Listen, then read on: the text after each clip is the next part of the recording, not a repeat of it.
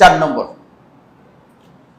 নম্বর হচ্ছে সালাত আদায় করার পরে সালাতের জন্য অপেক্ষা করা।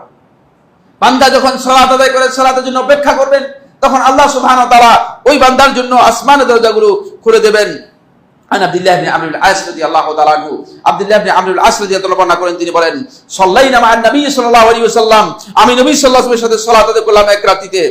ফাআক্তাবা মান আক্তাব, মানে যে বসে থাকার সে বসে থাকলো, আর যে চলে যাওয়ার সে চলে গেল।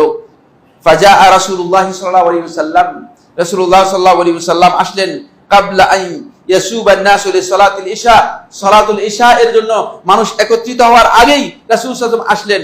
আমরা মাগরিবের সালাত আদায় করলাম, কিন্তু কিছু সংখ্যক লোক চলে গেল আর কিছু সংখ্যক লোক বসে থাকলো। ফাজা রাসূল আসলেন, এসে বললেন, ওয়াকাদ হাফাযাহুন নাফসু রাফিয়ান ইসবাহু হাকাযা, রাসূল সাল্লাল্লাহু আলাইহি ওয়াসাল্লামকে দেখতে পেলাম তিনি খুবই অনুপ্রাণিত, খুবই উদ্বেলিত, খুবই উৎসাহ প্রকাশ করছেন, এবং রাসূল সাল্লাল্লাহু আলাইহি ওয়াসাল্লাম তার আঙ্গুলকে এইভাবে উপরের দিকে উত্তোলন করে বলছেন।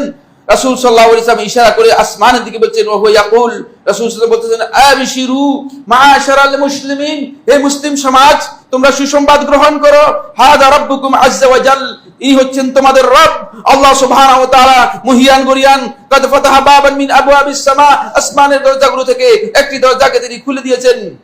ইবাহি বিকুমুল মালাইকা, ফেরেশতাদের সামনে তোমাদের নিয়ে গর্ববোধ করতেছেন যে তোমরা সালাত আদায় করে মুসাল্লায় বসে আছো।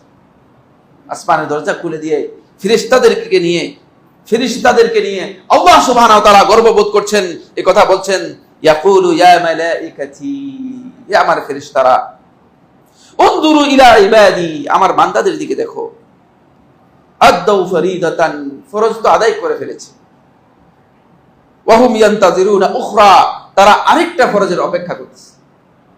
এটা পুরাটাই আপনার সালাত হিসেবে গ্রহণযোগ্য হবে।